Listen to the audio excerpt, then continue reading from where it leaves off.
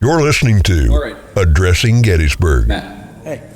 So today will be a little bit different than our usual lectures because our guest here, who talks to people for a living, was too intimidated to get up here at a podium in front of all of you.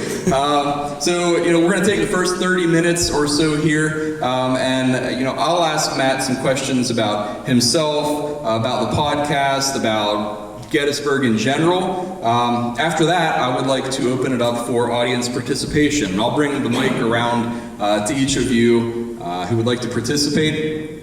I had promised prizes here, and Matt walked around giving out our prizes to everyone before the... Oh, that was supposed to be a prize. Those were going to be prizes to encourage audience participation. Well, if anyone did not prize, now you have to participate. Yeah, if anyone did not get a sticker, I will encourage you to participate. If anyone didn't get a sticker, then you're the one that has to participate in order to get it. Does that make you feel better? So how many of you listen to Addressing Gettysburg? I see look at all the hands go up. Does that make you feel good? It does. All right. So you know that Matt often asks his guests, why Gettysburg? What is it about Gettysburg that speaks to them? Was it a family vacation? Did you have an ancestor there? Is it a part of the battlefield? Is it something downtown? And I've always appreciated those episodes. You've even had full episodes. Call in and tell us your why Gettysburg. So I would like to encourage that here today. So we will close by putting Matt on the spot and asking him, what is your why Gettysburg? And then I hope that all of you will share your why Gettysburg as well, because I know several of you make multiple trips to Gettysburg a year. So I am anxious to hear what Gettysburg means to each of you. So now we're ready. Growing up in New Jersey, Matt's fascination with history began at a very young age. Family trips to historic sites often included Civil War locations, with Gettysburg being a favorite. Over the years, Matt developed considerable skills in video and audio production. A fan of Howard Stern, Matt's early efforts to create material for his own podcast centered on pop culture topics. Having visited Gettysburg in his childhood, he later moved there and went on to work leading battlefield bicycle tours. Sometime later, he returned to New Jersey, but it didn't take long for him to feel something drawing him back to Pennsylvania. So he came back to make Gettysburg his home. A lifelong friend and fellow history nerd encouraged Matt to combine his love of history with his talents in studio production to create a podcast about Gettysburg. And so in 2019, with raw enthusiasm, a knack for making interesting conversation, and a makeshift studio, Matt launched the Addressing Gettysburg podcast, and the rest is Civil War history. Ladies and gentlemen, Matt Callery. Good afternoon. I'd like to hire you as a PR guy, because I don't know where you got that biography, but that was great. Like the embellishments were wonderful.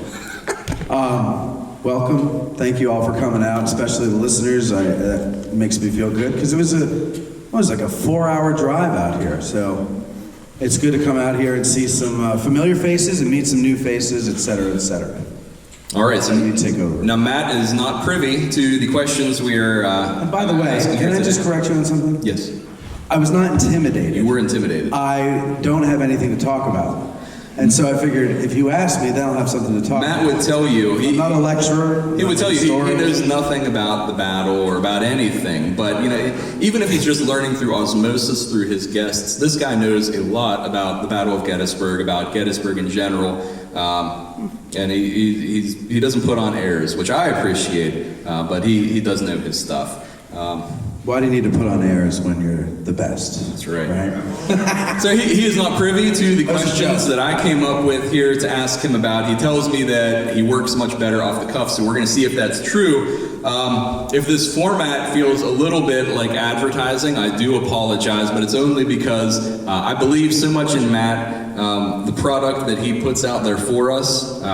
He does an outstanding program, outstanding quality. I'm a big fan of his, and I want to make sure that all of you know what he's doing as well, and become as big a fan as I am. And I'm encouraged to see so many of you here that are listeners, so thank you for that.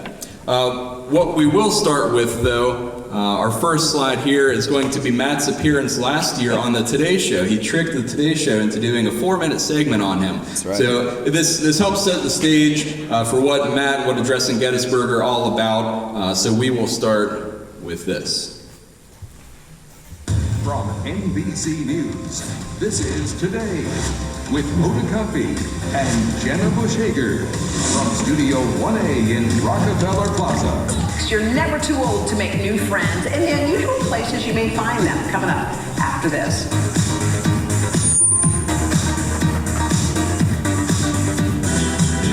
So Dolly Parton said once, you can't make old friends, but you certainly can make new ones. Yeah, and Donna caught up with a group of history buffs on a journey to friendship. I sure did. As you guys know, this pandemic has left many people feeling isolated. So over the past several months, many folks have found friendships online. We met one group who bonded virtually, discovering not only a shared love for history, but a love for each other as well. Take a look. Since an early age, Matt Hallery has had a penchant for history. As an adult, he extended his obsession into the popular podcast Addressing Gettysburg. Welcome to Addressing Gettysburg. I'm your host, Matt Hallery. And in 2019, he started organizing and promoting in-person tours of the hallowed battleground. Hello, everybody. Welcome to this virtual tour. But when the pandemic forced him to stop, he decided to go virtual, offering monthly tours online. And with the help of a shared interest in history and a strong internet connection, friendships across the country were born. Everybody was worried about losing jobs or losing businesses or their homes or whatever it was. And so it kind of just was like, okay, let's not talk about that stuff. Let's talk about this other stuff that we find interesting.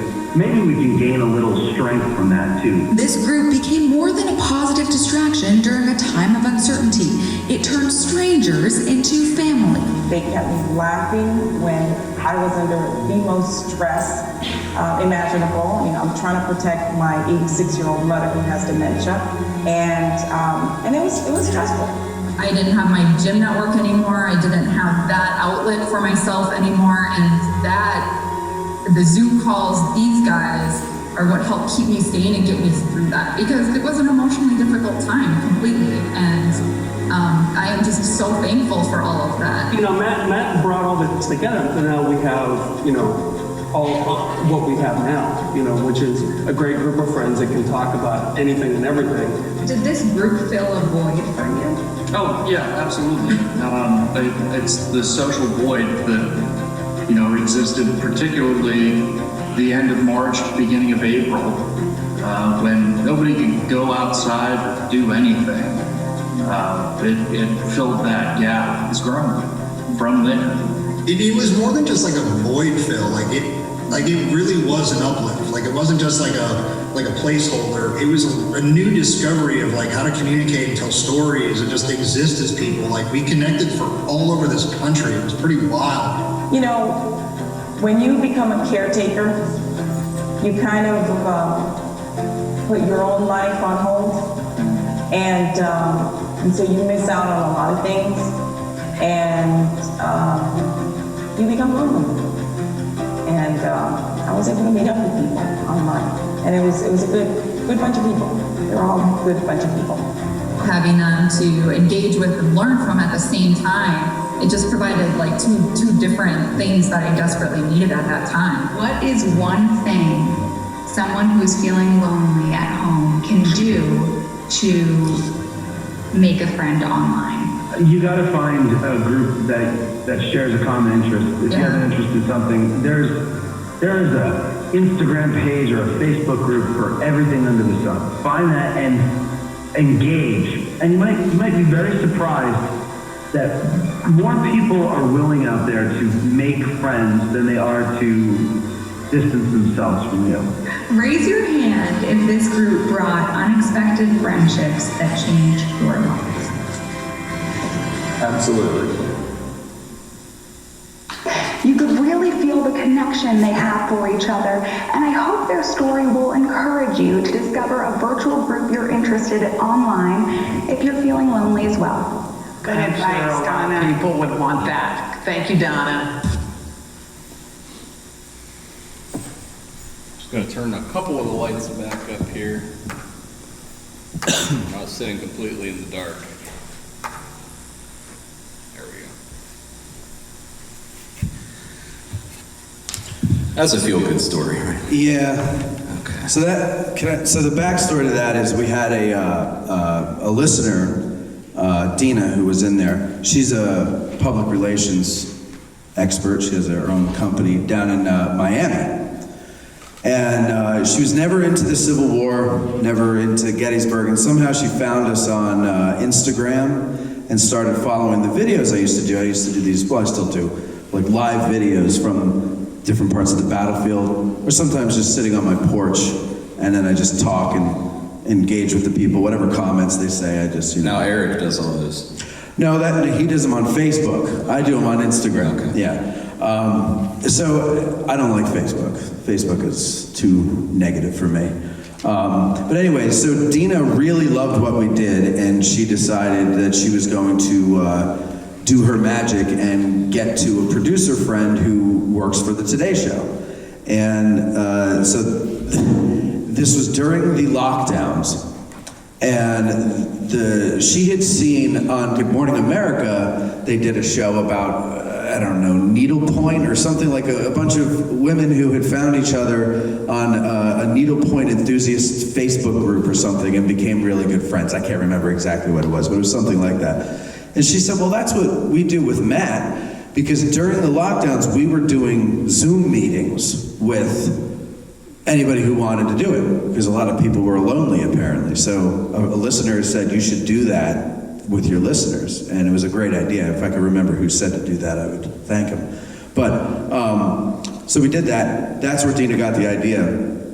I wasn't really happy with doing the Today Show the way they wanted to do it, because they wanted to focus on ways to live under the lockdown. And I just thought, well, that's not what we do. Like, we didn't start to provide some kind of relief from the lockdown. We're a history podcast, and we want people to hear about Gettysburg. But Dina said to me, when I expressed this to her, she goes, well, Matt, let me ask you this. How many other 5-minute national TV spots are being offered to you right now? And I said, none. And she said, get on the Today Show, and things will be easier after that. And so I took her advice, because she knows what she's talking about. Things aren't easier, but it did help us a little bit, at least somehow. I don't know exactly. And did you see a spike in listenership? No, because that's not our audience. Okay. Our audience isn't, sitting at home folding laundry in the morning. Our audience is, they're working during the day, and then they come home and read a history book or watch, Mel Gibson in a war movie or something like that. So I'm going to keep Matt on time here. So Matt, give us a 60, 90-second rundown. Who is Matt Callery? How'd you get interested in the Civil War? How did you end up in Gettysburg? I think I can't remember when I got interested in the Civil War or history in general. It has to come from visiting my aunt and uncle in Virginia. They lived in Warrenton, or still do, just outside of Manassas. And as a little kid, I remember my uncle had a bookshelf with all these relics that he had dug on his property and friends' properties, all in that area. And I don't know, I was just drawn to them. I didn't, obviously, at the age, understand why. And then we would go to Manassas or Fredericksburg or Chancellorsville and see all those sites. And I was always around them. And there was just a charm to them. There was something that I was attracted to. But I didn't go to Gettysburg until senior year of high school on a field trip. And I remember we watched the movie in the weeks leading up to it, and then we took the trip and watched the movie on the way down again. And there was something, which I guess I'll get into this more later, but there was something about driving up and cresting Seminary Ridge and looking out at McPherson's Ridge and the mountains in the background and everything. I don't know what happened or why or whatever, but that was the moment when I got hooked. And yeah. I said 90 seconds, sir.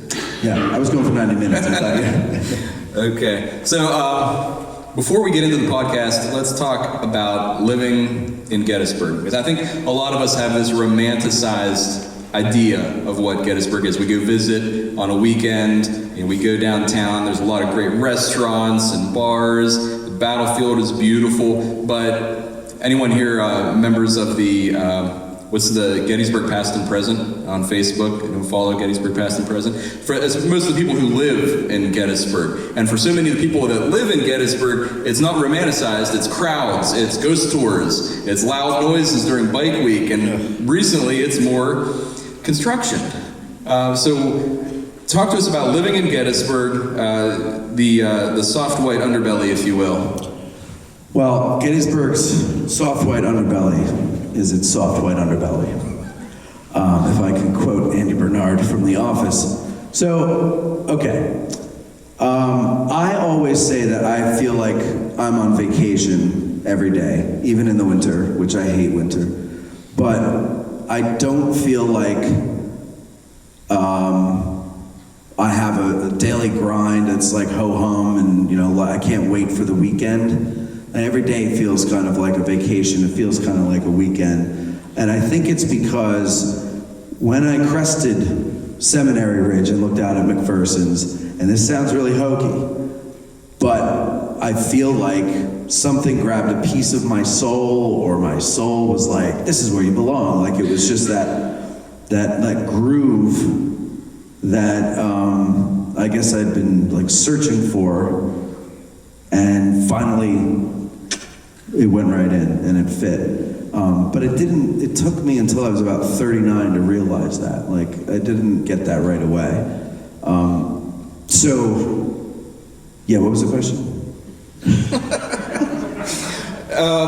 You've considered writing a book on why you should not move to Gettysburg. What would that book be called? No. It's a handbook. It's called So You Want to Move to Gettysburg, Tips and Tricks for Living, Loving, and whatever in, America's most famous small town or something like that.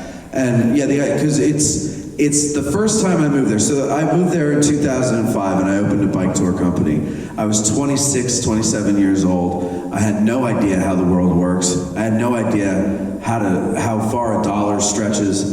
And so I went down there with money in the bank. I started this business. Of course, the business doesn't make money for 3 to 5 years, but I didn't need it because I had like $10,000 in the bank, something like that, which was a fortune to me.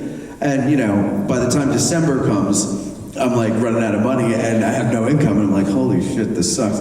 So my whole attitude going into it was wrong. I just had that young man's, full of piss and vinegar and the world is my oyster type of an attitude, and that's just not the way life works. So I left there feeling like a failure, but I didn't blame Gettysburg. I still loved Gettysburg. When I would go back and visit after I moved away, I always felt like I was going to visit home. And meanwhile, I moved back home and felt like I was in a foreign country. And I never got comfortable there. It's a great place to live, but you have to understand where you're living. If you're a retiree, it's perfect because you've already made your money, theoretically, and you don't need to work, and you can go and buy a quiet corner of Adams County and live out your days, and it's wonderful. If you're trying to start out, it's a different story. So when I left there, I felt like a failure, but I did say to a friend of mine who was lamenting that I was leaving, I said, well, I'll be back. I don't know when, I don't know what I'm going to do, but I'm going to come back, and whatever I'm going to do is going to work. And so here we are. All right. So Nate, you did mention Getty's bike briefly. Has anyone here taken a bike tour of the battlefield? I have not. I love the idea, and Matt's going to tell us why that's a good idea. Well, the best way to see the battlefield is walking it, but it's 6,000 acres, there's 29 or 25 miles of road. The idea for opening a bike tour company came from a family reunion, and I said, I'm going to put together a walking tour. We're going to do the whole battlefield. Up until that time, I'd only driven the battlefield. I'd never gotten out and walked. And you don't realize the terrain until you walk it. And so we had an uncle who wasn't going to join us drop us off at the Buford Monument over on Route 30 on McPherson's Ridge. And we got about a mile and a half, and we had water, everybody brought water bottles this big, which aren't gonna do anything. It's 95 degrees in the middle of July. So we ran out of water and realized how further we had to go. And I said, well, if we go just a little further, we're on Confederate Avenue, and if we go just a little further to the Virginia Memorial, we can walk across Pickett's Charge, up the road a little bit, and jump in our pool, because we were staying at the Quality Inn, which is right there on the border of the park. So while we were walking, my friend said, man, I wish we brought bikes. And I was like, I don't think there's a place here that has bikes to rent. And so 10 months later, I opened Getty's Bike Tours. And the idea is, I wanted it to be the antithesis of a bus tour. You go on the bus. At the time, we used to do the double-decker buses, which is great. Like, it's an awesome way to see the battlefield. At the time, they played a taped production, of the battle, and they press play and drive around, and it synced up somehow.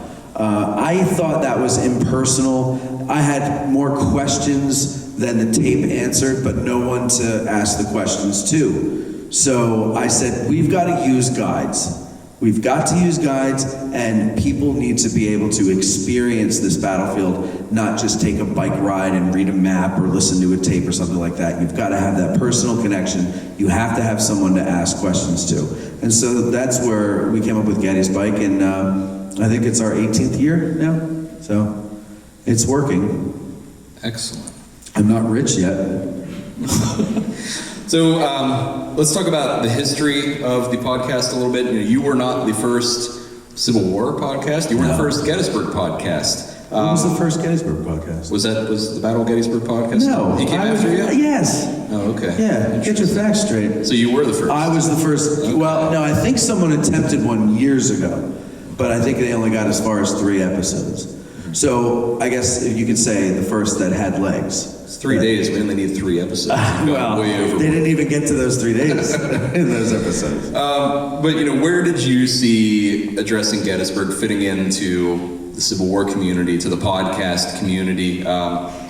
What need did you see that you were seeking to fill? My need to make a living doing what I do well, as opposed to finding a job for the sake of a paycheck. That was number 1. Number 2 was that history is not boring. I hear people say that, oh, history's so boring. And I always used to say, history's not boring, your teachers were. But then a lot of our teacher listeners got mad at that, and so I changed the t-shirt to just history is not boring. But it's true, it's not boring. My point with the whole teacher statement was to say it was the way it was presented to you that was boring. You think you associate it with the boring way in which it was presented, but it's not, because these are stories about people, real people who existed, ordinary people who did extraordinary things. I mean, I think that's what war really is. It's mostly made up of ordinary people who go out and do extraordinary things. I couldn't live a day and survive in any war, in any army. Honestly, I don't think I would last a day in boot camp, forget about the actual war. But so I wanted to create a podcast that I would listen to, and I don't like being lectured to. That reminds me too much of school. It's too dry, too boring. So I said, well, the most interesting conversations that I had either been a part of or witnessed were at the Reliance Mines Saloon out in Gettysburg, and a whole bunch of guides just sitting around talking guide stuff. And I said, well, let me just replicate that. That feeling of just sitting at the bar talking. And the bartender was kind of playing host. And I was like, yeah, I could play the bartender. I'll do the bartender, and then I just, And so that's kind of the idea. But honestly, you mentioned Howard Stern. I grew up in North Jersey, and if you didn't listen to Howard Stern, there was something wrong with you at the time. So that's really all I know about how to do any kind of talk show, is you kind of let it be free.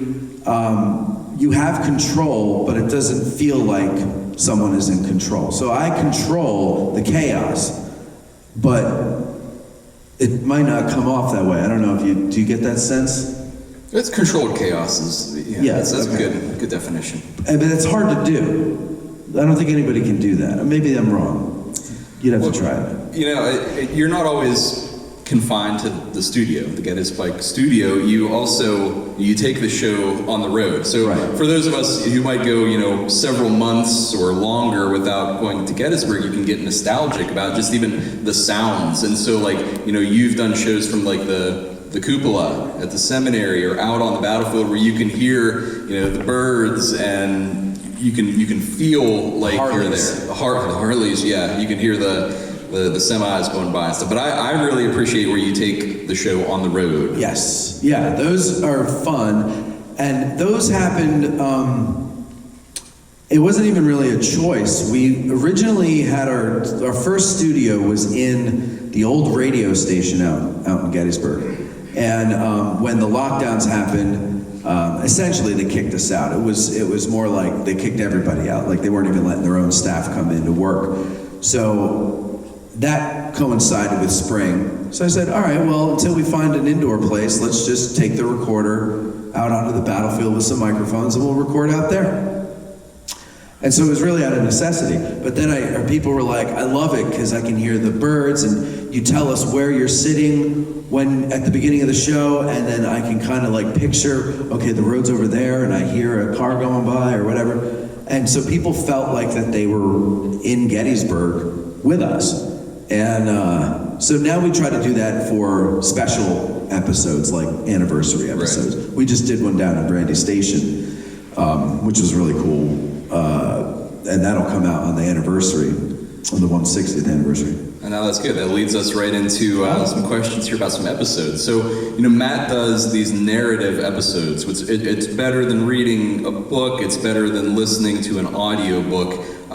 You've got sound effects that can rival any movie. You bring in recognizable voices from Civil War personalities: Tim Smith, Andrew Dalton, John Heckman, the tattooed historian.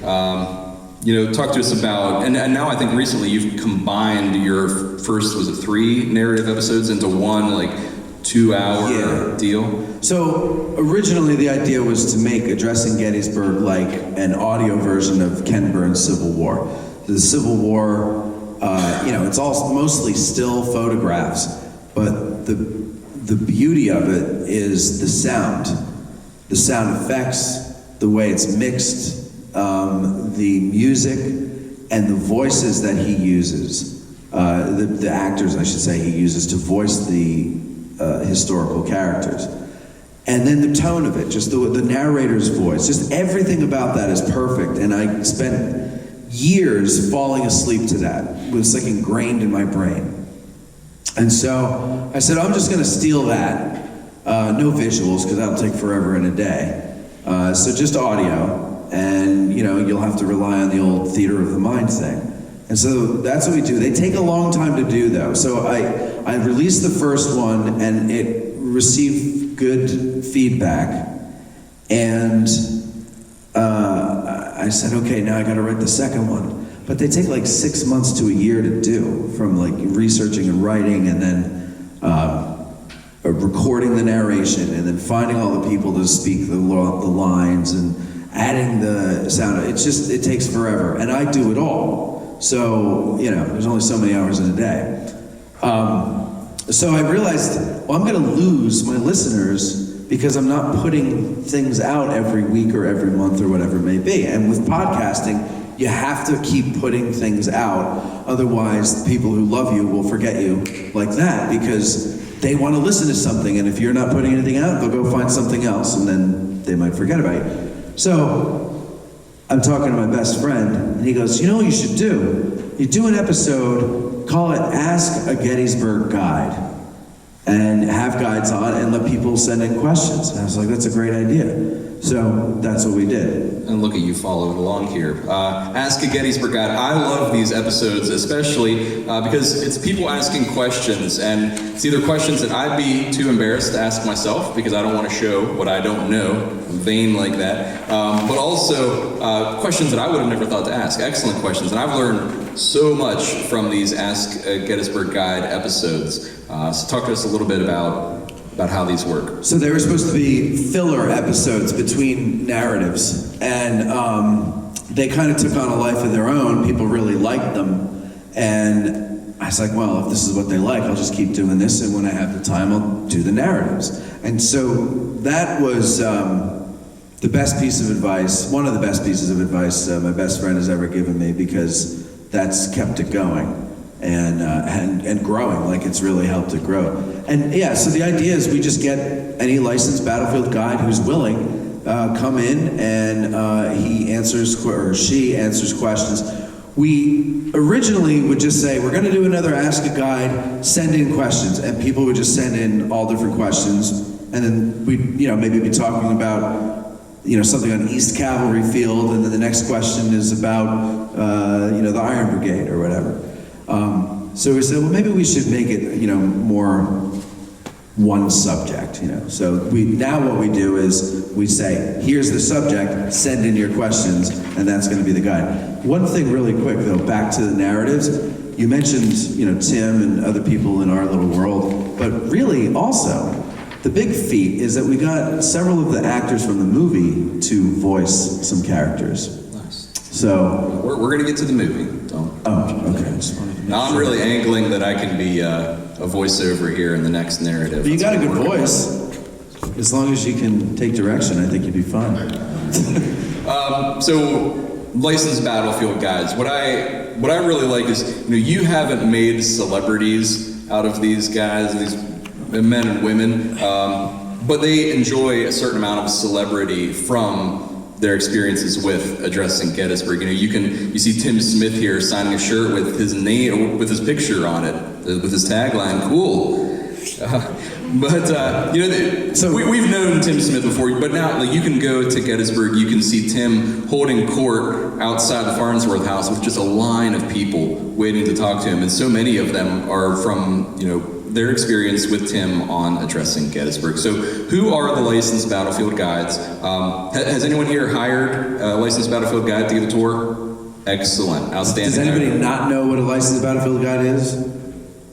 No, okay. That's good. Tell us who are the licensed battlefield guides? Why should you hire a battlefield guide at Gettysburg? So I think it was 1915, the federal government passed the law that said in order to give a tour for money, you had to have a license from the superintendent of the park. And so this has been in effect for over 100 years now. Basically, you've got, your park rangers, and everybody always confuses them. A park ranger, he wears the green and gray uniform, he's got the awesome drill sergeant hat, they have a little badge on. They're the ones who do the free programs that the visitor center would put on, or that would originate somewhere around the visitor center, or in the visitor center, or just out on the battlefield, wherever. You don't have to pay them. Licensed battlefield guides are different. They're not federal employees. They are independent contractors licensed to give tours for money on the park grounds. So I think they're fantastic. I think it's such a cool thing that Gettysburg, and there's a few other places that have licensed guide programs, but Gettysburg is by far the oldest that I'm aware of, and I think the best. I mean, there's 150, 140, 150 of them, and so many of them go beyond what's required of them to have that license. It's required that you're able to understand the battle and explain it to the general public. And you can get away with doing that for the rest of your life. But some of these guys, they really get into it, they research, they write books, like Jim Hessler. We have Jim on often. I think the most popular episode we have with him is talking about the Little Bighorn. It's not even talking about Gettysburg. But anyway, so that's what a licensed battlefield guide is. You go to the visitor center and tell them you want to hire a guide, and then they'll hire them. They'll go in the car with you, and you get yourself a private tour. And yeah, that's it. It's great because you could ask them questions and stuff. And so I didn't want to, I'm not an expert, I'm not a historian, I don't want to be, I don't want people to think I am. I just am a host, and I know how to talk to people, I know how to put on a show. So I said, well, why don't I take that and just connect an audience, if I can find one, to the people that I find interesting in the Gettysburg arena. And it started with guides because I had, proximity to them, and then it just branched out from there. I think it's a much safer way for me to do it, because if I say something wrong, I can always go, well, I'm just a student, I'm learning from these guys, I'm not the expert. So I'll just put it all on them, they can get all the heat, it's easier for me. Okay, so another thing Matt is known for here, get my slides to advance. The Get Out of the Car tours. Has anyone been on a Get Out of the Car tour? Oh, yes. Yeah, great. Good. I'll play a little. Let me make sure I've got my audio here because this one is loud. So we're going to do a little quick 1-minute video trailer here.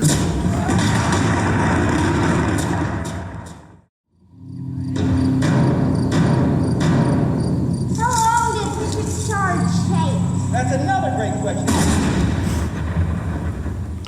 It's a little Gideon.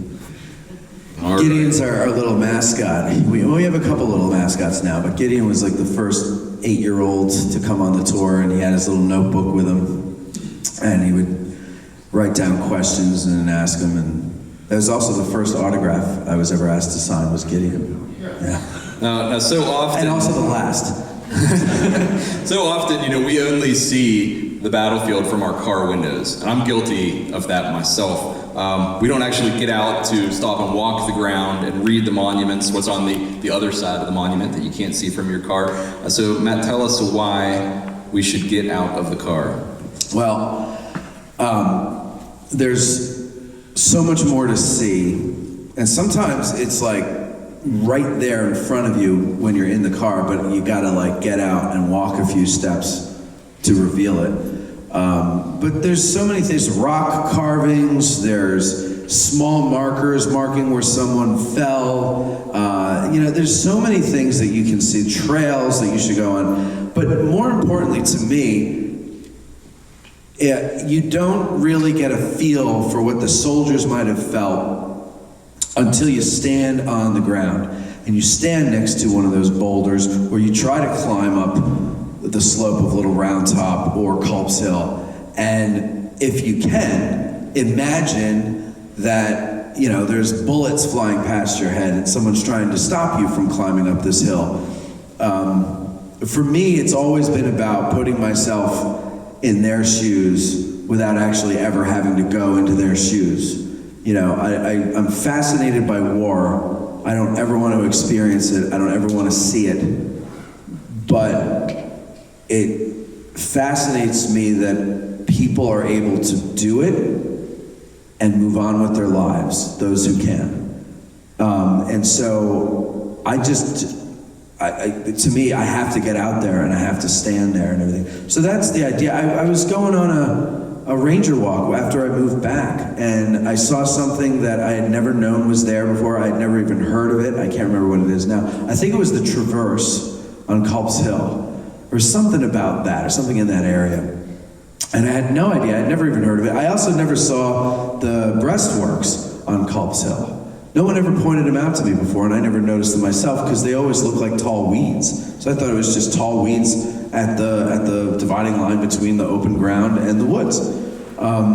So when I came back and I took this tour and I saw that, I was like, man, if I didn't get out and walk and take this tour, I never would have known that, or it would have taken longer for me to know, or whatever. So that was the seed of it. And I started saying I would do these videos. So I would take the tour, and then I'd go on Instagram Live and I'd point out what I just learned. And I would end the video by saying, just another reason for you to get out of the car. And so I would keep doing that. And then I noticed someone else who will remain nameless started doing videos and saying, just another reason to get out and walk. And I was like, oh, he's trying to steal my thing. So I said, well, I have to solidify this as mine, So then we started doing the Get Out of the Car tours, and that happened with a licensed guide named Louis Trott, was a listener, And he had contacted me to tell me that he really loved what I was doing and keep it up, et cetera, et cetera. And he had just gotten his license a couple of years prior to that. So it was like kind of all the things I needed just coming together at once. And so I said, hey, I got this idea for a series of tours I want to do, but I want to find a guide who would commit to a schedule of tours, and would you be interested? And so he was new and eager, and you know, you get paid well for large groups, so he said, yeah. And so we're going to finish next week is our last one for this season. That's our third season doing them. And we started with 7 people that came out on the first one. And this year we've been averaging 90. So it's doing well. People of all ages come, they bring their dogs. It's pretty neat. And we have a flag, as you can see that picture. Someone, a listener down in Virginia, Josh, made that flag. He makes reproduction Civil War, or historical flags, not just Civil War. And yeah, he's like, I want to make a flag for you. And I was like, how much? And he's like, no, I just want to do it. And I said, all right, I'm not going to argue with that. So yeah, so now we have a flag, and it's becoming a piece of, an object of pride for people who come out regularly. We have a little color guard that's forming, and people get to carry the flag. They kind of fight over it sometimes. Yeah. It's like, is it my turn now? I'd encourage everyone, we'll have more in 2023, right? Oh, yeah. So watch addressinggettysburg.com and listen to the podcast, and I would encourage all of you to maybe plan a visit to Gettysburg on one of the weekends where you can get out of the car. So we're going to move forward a little bit. We're running short on time, and I want all of you to have time to talk. So let's talk about the movie a little bit. You know, history buffs were really were hard on Hollywood. You know, we can find little things to nitpick, and for all of its flaws, you know, the beards or historical issues, we give Gettysburg the movie a pass. It's endearing. So what do you think it is about the movie Gettysburg that gives everyone the warm fuzzies?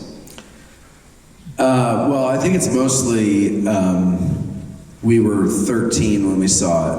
I think that's a big, for most of, I mean, a lot of people in our age group, you know, we're at that age where whatever you listen to or watch at that time sticks with you the rest of your life. It becomes a favorite, you know. I think they've done studies on that. So I think that's one thing. I also think it's the last big epic feeling movie, like a Lawrence of Arabia type movie. It's the last of that style of filmmaking that had any kind of commercial success. But also it's Gettysburg. I mean, it's a great story. And you don't have to get it all right. And you know, even though Chamberlain didn't single-handedly save the Union, it's still an awesome sight to behold, to see how they shot it and the whole romance of the story.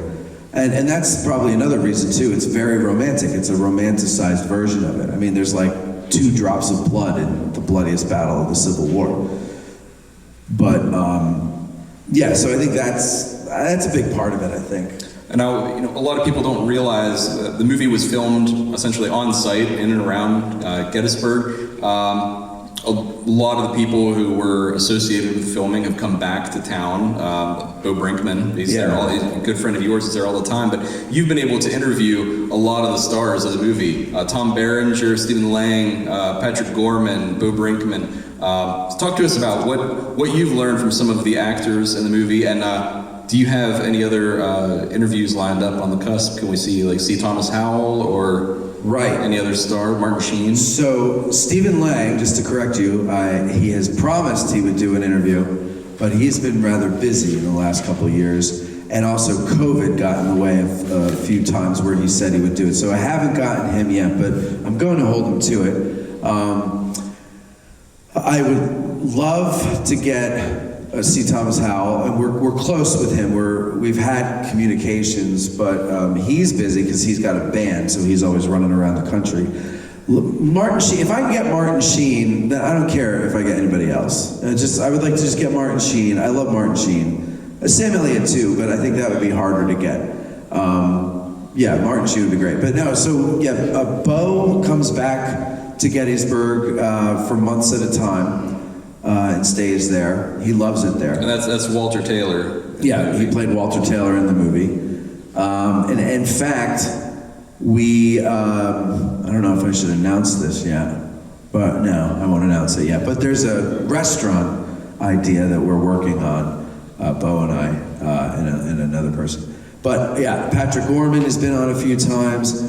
Tom Berenger, I got through Bo. That was awesome, Tom Berenger, because I always liked Tom Berenger, and he was a cool guy. He's very talkative. He set it up, Bo set it up, and Tom, he twisted his arm for about 2 months, and then Tom said, all right, this guy's not a nut, he's not gonna stalk me or anything, and no, he's cool. Okay, give him my number. So I call him, and I leave a voicemail, he calls me back a few hours later, and we end up having a 4-hour conversation, and then a few days later he calls me back, and we end up having another 2-hour conversation. So about 6 hours total on the phone before we did the interview. And he just wanted to be thorough, like he wanted to make sure that, he got all the answers right. And so like I submitted the questions ahead of time, and then he called me, he goes, yeah, I got your questions. And I said, oh, okay, good. He goes, yeah, let's go over them. I said, oh, okay. And I'm waiting for him to say, question 3, ask this or whatever. And he doesn't, and there's silence. And he goes, well, you gonna ask me? And I go, oh, okay, yeah, sure, let me get my computer out. So I get my computer out, I pull up the questions. I ask him the questions, and then he gives me an answer as if we're doing the interview. And that's when I learned the difference between a professional and myself. Because I don't prepare, and he prepares. And he did a really good job on the interview. He's a funny guy, and it was a lot of fun. All right, so what I've been so impressed with this little addressing Gettysburg Empire you've been building is how accessible that Matt makes Gettysburg and Civil War history. You made it cool. Not that the Civil War wasn't cool, but history buffs, we tend to work like in our own little silos, and like Gettysburg can be very I've found it to be very intimidating. There are people who devote their lives to studying the most minute details of this battle, and it can be intimidating to wade into the subject with those people, or to ask questions, like I said, because you're not on the level of a Gary Edelman or a Tim Smith, or any licensed battlefield guide for that matter. But you've demonstrated how you can bring together people from all over the world, of varying levels of knowledge, and everyone can play in the same sandbox essentially and get along. So I commend you for that. Thanks. But so throughout the whole process, what have you learned from your listeners, and what have you learned about your listeners? Oh, what have I learned about them? What have you learned from I don't know if you want to hear that. No, I'm just teasing. What have I learned? Well, I've learned that we're all the same. Like, everybody thinks, oh, this guy knows so much, and so I'm not going to talk to him because I'll just look like a fool and everything like that. Well, that guy who knows so much, I guarantee you, he feels that way about someone else. So we all are the same with this stuff. And we're talking about, like, this isn't arm wrestling, this is knowledge. Everybody has a different capacity for knowledge, everybody has different things that they're interested in, and instead of everybody being in their own little cliques and their own little corners, I always was the guy, when I was in high school, I was the guy who was friends with people in all the cliques. And then my normal friends, my nuclear friends would say, why are you hanging out with those people, blah, blah, blah, blah, blah. And it's because everybody has some value to each other. We all, can do something. I can't do everything. You can't do everything. That's why we need other people, right? And it's nothing selfish about that. That's how life works. So, I hate clickiness among history nerds, because let's face it, like, when you compare us to the rest of the world, we're history nerds. Like, we're not cool. We need each other. We shouldn't be sniping and infighting and cliquey. We should all work together and show the rest of the world that thinks our subject is boring, that it's not boring. And I don't know, I just envisioned, before I started this, was in my best friend's kitchen and we're talking about it, and he goes, well, what do you want to see? Tell me what your goal is with this. And the first thing that came out of my mind my mouth was, I want to build a community of people that gets together, we go explore the battlefield together, we just, sell books to each other, whatever it is, but we just band together and do stuff. And he's like, okay, that's not exactly precise, but that's something, and that's what we ended up doing. Because I know all these people are coming down here, to Gettysburg. I know all these people love it because I see their social media, and it's like, do you ever know someone who's an adult Disney fan? Okay, there's a few nods, yes. Gettysburg people are very similar. We put a picture up of Gettysburg, and we live in Minnesota, and we say, only 6 months, 3 days, and 24 hours until my next trip to my beloved Gettysburg. Or then in the middle of the winter, we put up a picture of Pickett's Charge in summer with the sunset, and we go, oh, I miss these beautiful fields. I can't wait to get back this summer. We long for the place when we're not here. And so when those people come here, wouldn't it be better if they came here and met other people who are like them and did stuff together and went and explored the battlefield together and all that stuff and bought my t-shirts? So, things like that. That's the idea. That's what I want to do, is I think we all do better together. Awesome. All right, we're going to do a lightning round here. Quick answers, sir. All right, go ahead. Favorite monument? Irish Brigade. All right. Favorite day? It's becoming July 1, but July 2 used to be. All right. Favorite line from the movie? Well, God's will. That one. Favorite spot on the battlefield? I vacillate between the Angle, Little Round Top, Benner's Hill, McPherson's Ridge, and the Peace Light. It's like a whole battlefield. I know, but it's different times of year. I'm drawn to different parts. By the way, it's McPherson's Ridge, not McPherson's Ridge. James McPherson said, there's no fear in McPherson. And I just screwed that up because I said his name wrong. Go ahead. Is it Gettysburg or Gettysburg? Gettysburg. Are you sure? Do you go to Getty Gas or Get a Gas? Okay. All right. Favorite single volume on the battle? Oh, Trudeau's Testing of Courage. Okay. Most memorable guest and or episode that you've had?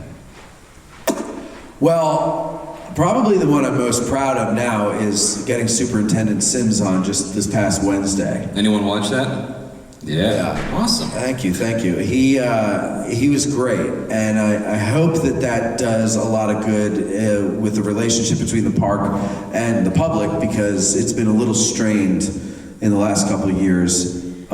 And I think he did a really good job coming on there. So that one, I would say. All right.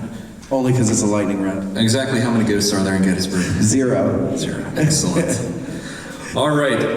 There are several ways that you can support the show. I've been listening for free, mooching, if you will, for several years, for too long. But as of about 11 a.m. this morning, I think I'm Matt's newest patron. I saw that. I meant to say it's about time. Yes. I put my money where my mouth is. So tell us what we can do to support you and your mission of bringing us the freshest Civil War history. Yes, of course. Well, so podcasts take a lot of time. Everything that you're seeing, just like the logos that you're looking at there, that costs money. Time is money, et cetera, et cetera. So we put out a lot of shows. We put out 4 Patreon shows, where if you're not familiar with Patreon, it's a service you pledge a monthly amount, and in return, I give you episodes that are done just for you as a patron. So we put out 4 of those a month. We do 4 live shows a month, and then I put out 2 Ask a Guides each month. So that's what, 10 shows? Is that right? Yeah, so 10 episodes a month, which is a lot of time and effort.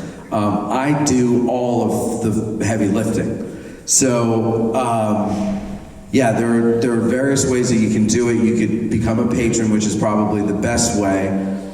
You can buy t-shirts and things like that. In fact, I'm wearing one of our t-shirts here. It says Team Mozart, which was, if you don't listen to the show, it's not going to make sense to you, but it's an inside joke. Amazon, yeah, we have an Amazon account, so we have on our website, we have a recommended reading page. Those books, or those links go to our Amazon Associates account, and when you buy those books, and if you do shopping while you're there and you get anything else, we get credit for that, which amounts to like 15 cents a month, so it's really not a lot, but it's another way to help. Yeah, there's just various ways to help the show so that you can continue to freeload. Oh no, you just joined, right? But while you were freeloading, there were brave people who stepped up and became patrons and stuff and made it so that you could do that. Also, we advertise other businesses, so they pay as well. All right. 30-second answer. What do we have left to learn about Gettysburg? Thousands of books, new ones coming out every year. What is there left to learn? I think we have to learn to undo the grime left behind by the Lost Cause narrative. It's like an old painting, and you have to get that layer of soot off of it. I think the Lost Cause is a layer of soot that needs to kind of be unraveled. Okay. For the whole Civil War. So like we've talked about, I've enjoyed hearing from your guests, your listeners, discuss their why Gettysburg. And I want to hear all of your whys. We're going to get to that next. But before I turn the mic over to all of you, I want to hear it directly from the horse's mouth. Matt, what is your why Gettysburg? Well, mine is a spiritual thing, because I can't explain it, so I assume it's a spiritual thing. Like I told you, I was here on a field trip, and we got up on Seminary Ridge, and I looked out, and I saw the whole scene before me, and I felt a tingle, I remember, at the back of my neck. And when I went home after our trip, I said to my dad, I was like, Dad, we have to go to Gettysburg. It's like none of the battlefields in Virginia. It's like the greatest thing on earth. It's Disney World. And so we went back that July. It took us a while to realize that the anniversary days were busy. I don't know why. So for the first 2 or 3 years, we stayed at a hotel in Greencastle because that was the closest we could find. And then we finally figured out, oh hey, maybe if we book, I don't know, a year in advance, maybe we could get a room in town. And so we did that, and then we started to stay at the Quality Inn. That was kind of our place to stay. But yeah, I feel drawn to the place. I feel comfortable at the place. When I'm having a bad day, some people might go into church. I go somewhere on the battlefield and I just sit there. And I don't go like sit in my car on the pavement. I go into the middle of a field. Maybe I'll bring a chair, maybe I'll bring a gum blanket, and I'll put it down and I'll sit there and I'll just think.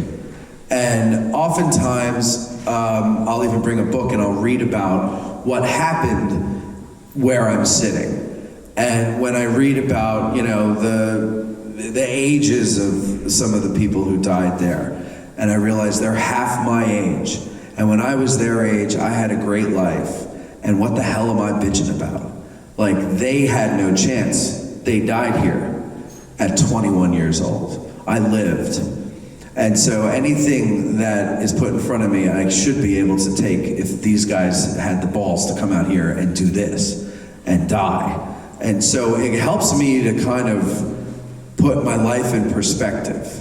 It sounds kind of hokey, but it does. And I've talked to a lot of people, or when we've done these Why Gettysburg episodes, I've heard from a lot of people who express a very similar sentiment. Most people actually express a spiritual sentiment. It's intangible. They can't put their finger on why they feel so drawn to the place, but they are. And so instead of fighting it, they just go for it. And of course, they all dream of moving there.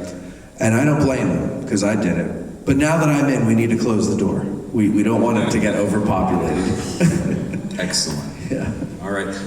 So now I do want to warn everyone, it is 2 o'clock, so this program is going to run a little bit longer, so if you do need to leave, feel free, but I want to give some time for everyone to share. Now, before we came in here, before the program started, I gave Matt a tour of the building, and he was really taken, I'm going to move away from the mic there, he was really taken with our music hall. And he mentioned, this would be a great place to film or to record a podcast. So if we were to bring Matt back here and say record a live podcast from the music hall, and question and answer, or maybe we bring a guide with you, is that something that you all would be interested in, to come back and participate in one of those? That'd be good. I would want to get Richie Condon to come out and talk about the defenses. All right, so maybe in April, when we do our symposium, maybe we bring Matt back for that as well. No, I'm busy in April.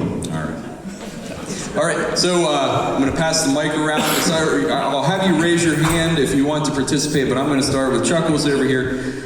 Feel free to share. What is it about Gettysburg that speaks to you? What's your why Gettysburg? Well, back in 1991, my grandmother passed away, and my mother was cleaning out her closets, and she found some things that my four-great-grandfather had. Now, it was at the Battle of Shiloh. He was at the Battle of Shiloh. He was a colonel. He was at Shiloh Church. But that kicked me off on the Civil War thing to find out more information. So I said, well, Gettysburg, close. So in 1994, wife and I and our 3-year-old daughter went out there, and it's just like he said, you come over the ridge and you see that, and it does hit you. And so we've been going back every year, whether we need to or not. So been there since 1994. So do you have a favorite spot? The blue and the gray. Bar?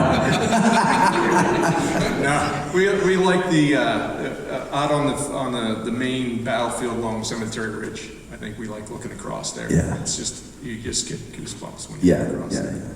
That's a nice sight.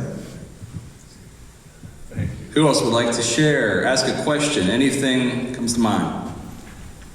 Yes, I have a comment. Watched many of your podcasts. Thank you. 2 comments, actually. But I really enjoy, the thing that I enjoy, as someone that spent much of his life studying Gettysburg or traveling in Gettysburg, is you're hitting on the narrative issues that aren't always accurate. And I think this is what you have going. Some of the podcasts challenge these narratives. I particularly liked your 11th Corps talk on the Union 11th Corps. I thought this is what's needed, and I think that you're really onto something that wasn't there. It hasn't been there enough to challenge some of these views and narratives, particularly 11th Corps, but there's plenty of other things too.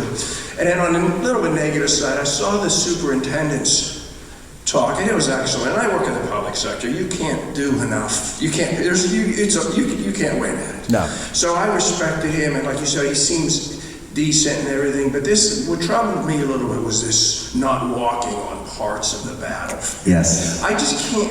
Huge armies trampled this, and it didn't ruin it. And they're worried we're going to leave some footprints on the grass. Yeah. So it's just crazy to me. I agree. That part made me uncomfortable, and I will. He's going to come on once a quarter, and I'm not going to not talk about that, because that's the one. We were talking. We had coffee ahead of time, and he had talked about that, and I just kind of winced, and I was like, I don't know how that's going to go over. I mean, we've been traipsing over these grounds for forever. Little Round Top is eroded because it's the most popular place on the battlefield. But, taking 100 people through a field once a year, if that, it's not going to do anything. But I think the Park Service is using the whole Little Round Top thing as an excuse, because it's something we could all see. And so it's like, well, look at that. You don't want it to happen everywhere else, so you can't go anywhere else now. And I don't like it. That I'm not fond of. And honestly, I think in the end, I don't think that's going to win out, because the more you restrict people from getting around on the field, I think the more outcry you're going to have. And I don't think that's going to stay. I hope not. Now, our friend David here is a Gettysburg guy. I feel like you would have some good insight. Do you want to share anything? Do you want to ask anything? I think the thing that my first remembrance of something that got me interested in Gettysburg, I was probably 10 years old. My young brother was 8 years old, and we lived in Harrisburg.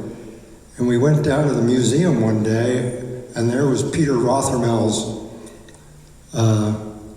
painting. Yeah. And we probably stood there, the two of us, for half an hour, looking at the men on both sides of the wall there and trying to figure out, okay, what's going to happen here, who's going to do what to whom, and so on. And then I spent 30 years in the Air Force, and the first leave I had, I came home and I went over to my buddy's house, and his mom had a book on the table. It was James Stewart Montgomery's Portrait of a Battle. And I started reading that, and I was hooked.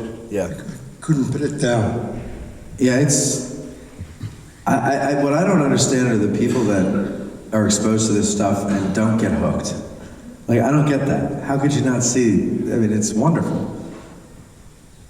Anyone else like to share here? I'll pick on people otherwise.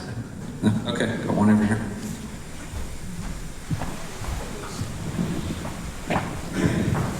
Growing up in South Jersey as a young boy, the first time I saw Gettysburg was in 1958. I was 9 years old. My parents took us out there for the day. And if you crawl through Devil's Den as a 9-year-old boy, then you're a Civil War nut for the rest of your life. Yes. Coincidentally, the first time my son saw Gettysburg was when he was 9 years old, and seeing him crawl through Devil's Den with that same look in his eyes that I knew I had in mind was pretty compelling. And is he a history nerd now? Yeah. Anyone else here? Can I ask our younger generation? Yeah, I'm interested in hearing from him. What was your name again? My name's Thomas. Thomas, I should have said it. I thought it was. Okay, go ahead. My history fascination is kind of inherited from my dad. He's more brute forced me to enjoy it because he makes me look at all Brute his... forced you to enjoy? I appreciate it now these days. Okay. Jeez.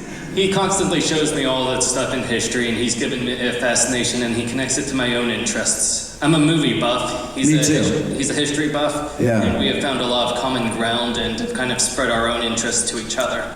I think the first buff I was a movie buff. John Wayne movies, of course. My dad used to bring those home, you know, rent them at the video store and everything. And that got me into it. Movies they're great, but they can also be really horrible if you want to get like real history, you know. But they're a good gateway drug. You know? Yeah. And Gettysburg is like the gateway drug of the Civil War. You know, you get into that, you might want to get into something else. Yeah. All right, one up front here.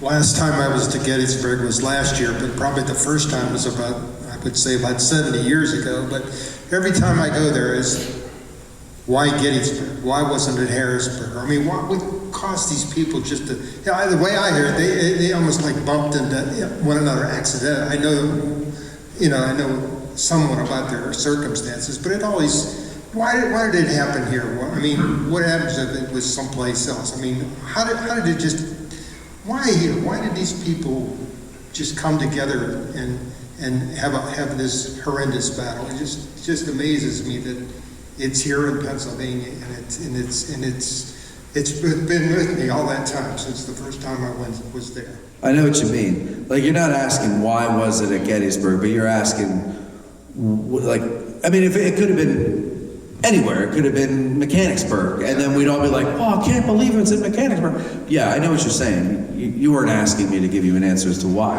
Yeah. I got you. Sir. Hi. I've been going since the 70s, pretty much every year, and I've visited the battlefield with 4 generations of my family, and I'm looking forward to getting my grandkids there to make it the 5th. And every time I go, there's something new that you find. There's something that you look at and discover that has been there and just never found. It's like coming and seeing a relative you haven't seen for that time since your last visit to me. Yep. And they look a little older. Exactly, but still looks good. Yeah, it still looks good. Still the person you love. Just there's a little new wrinkle here or there. Yeah. Anyone else? I'm not going to force it. Oh, we've got one. Emily's got a Gettysburg resident here. Another one. I just want to say there's at least 2 ghosts in Gettysburg that I know. All right, tell me about one of them. Oh, gosh. Convince me. Well, I worked at the Farnsworth House, and I was like the breakfast girl there. And out of the corner, like I saw and this is, mind you, I didn't have any experience. I didn't believe in it or not believe in it. I was probably more not believing in any of that. Right. You believed in Jack Daniels at this time, I believe. Yeah, pretty much, yeah. There was really, it was just like I would say almost like the slide there, it was really just like this figure, and it was across the room and gone. What do they call those? A shadow person, or it was a soldier. Oh, you could make out the shape? Oh yeah. Okay. It wasn't like no, it was a real person. And it just walks by and it was like left? It was as if it was a different time zone. Like it was just weird, really. I can't explain it. I don't know. It was there and gone. Right. He was there and gone. And then the other one, is I never thought like that horses could be ghosts, but when I was on the battlefield, my dog, and this is how I know I'm not crazy, my Jack Russell and I were running on the battlefield, and she was very brave, not scared of anything or anybody, and she kept cowering over like she was scared, and she kept like huddling down like something was over her. And I had a harness on her. I was pulling her so hard, the harness was up to her head. Over her head. And all of a sudden, I didn't see anything, but I heard it and I felt it, and it was a horse. And it was just like it was right there, and it ran right past us. And I scooped her up, and we ran, and that's a true story. So I can't explain it. It is what it is. It happened. I can't explain it either. I had one experience I can't explain with an earthly reason, but I still refuse to jump to ghosts. Like, it can't be ghosts. Hey, I have a comment and a question. The movie Gettysburg, I probably have watched that more than any movie, and I've always wondered how true to factual it is. And I get the impression from your discussion that it's pretty well based. It's pretty good. They kind of oversimplify some things or compress or condense other things. But you have to. It's a film. Sure. Their job is not to give us history. Their job is to make a film. And so there's certain things you have to do, especially with history.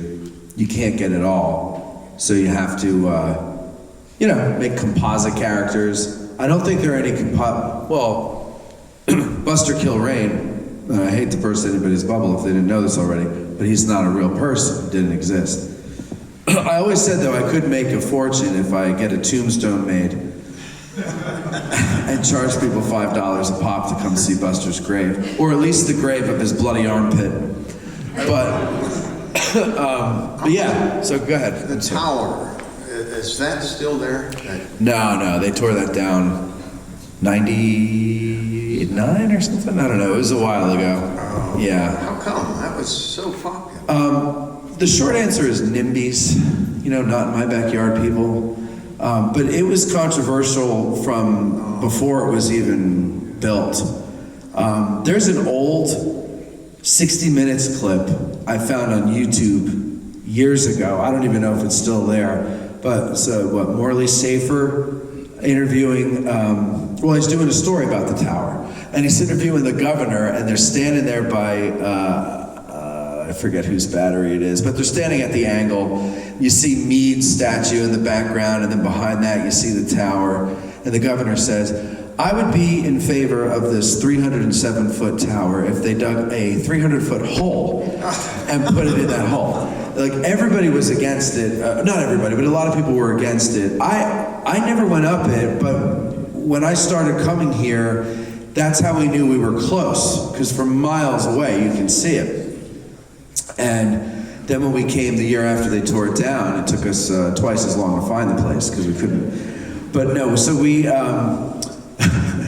I never went up there because it was only up for a few years after I started coming, and I don't know why it never dawned on us to go up to it, and I regret that because it had to have been awesome to see. It was. But yeah. We would take the grade school kids on a field trip, and every one of them, that's the thing they remember. Well, if you go to the Culp's Hill Tower and look, it's not the same, but it's roughly in the same area, and you can see a lot. And so I imagine that 307-foot tower must have been awesome to see, because you can see the whole battlefield.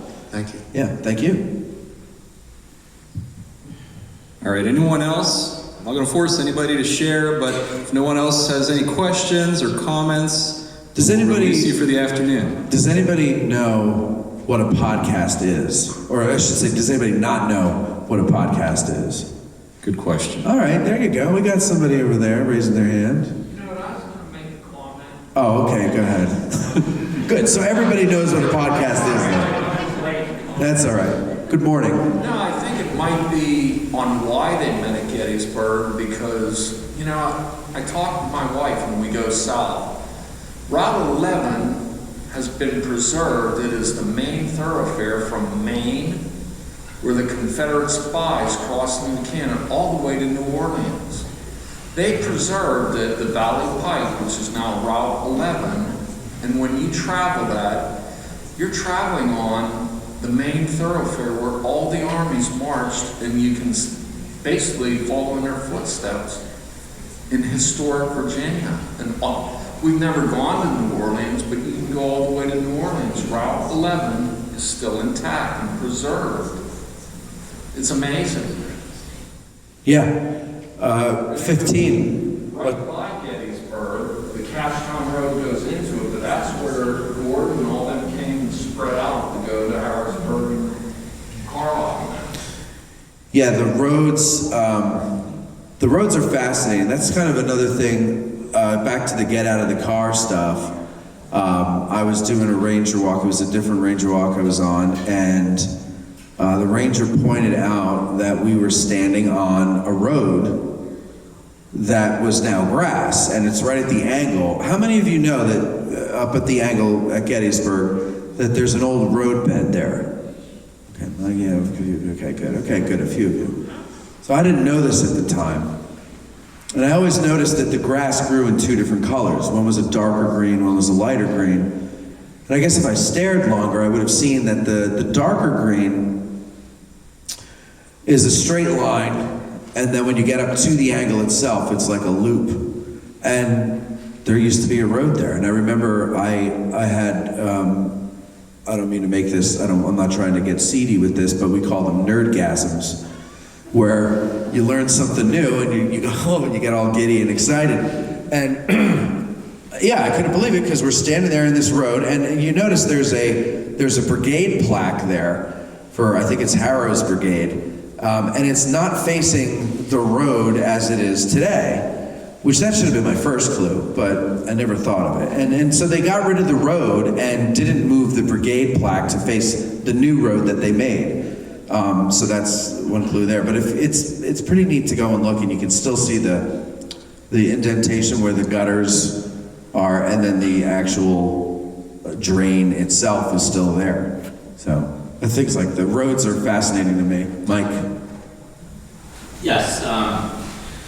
So I've been going to Gettysburg since '99. One of the things you talked about, I was actually in Newark, New Jersey at 5 a.m. We could get a subway to New York City, so I agree with your assessment about it being like a foreign country. Yeah. But besides that, I know you have your Gettysburg Bike Tour company. I was thinking about if you ever want to branch off of it. I'm an extreme hiker. I like to hike. My record at Gettysburg is 14 miles in one day. Would you ever be interested in starting up a hiking company in Gettysburg? Yeah, I would love to start. I actually have a lot of ideas for a bunch of companies to start. I kind of want to be like the Disney of Gettysburg. So yeah, hiking would be great. And see now, when I started Gettysburg and I did that walking tour, a hiking tour company probably wouldn't have gone over because it wasn't as popular then as it is now. hiking is becoming more popular again, which is good because it's a fun thing to do. So yeah, I would love to, we could talk about that and see how much money you cut.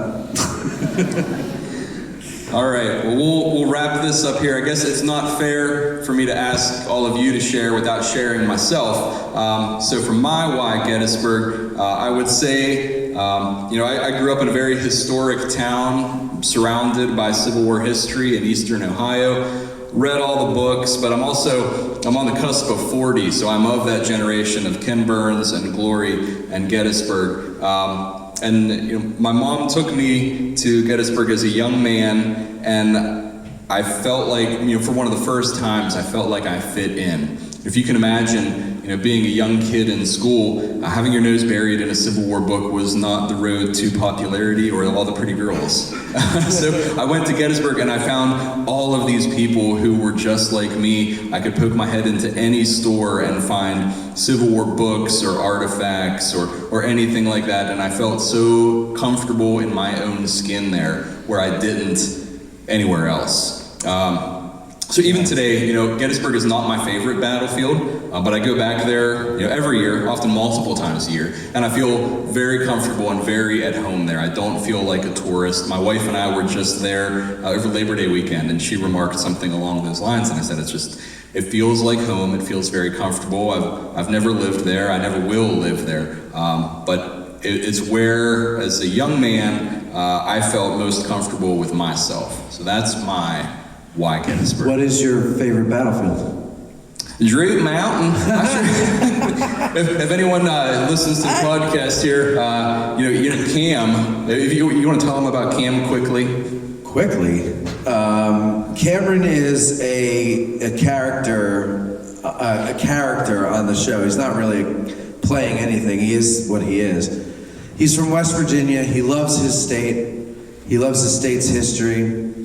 And he loves Gettysburg, and he's the most genuine, sweetest, innocent, and sometimes naive person you'll ever meet in your life. Not a bad bone in his body, won't even cuss. He'll say that, I'm sick of this S, like he's a good boy.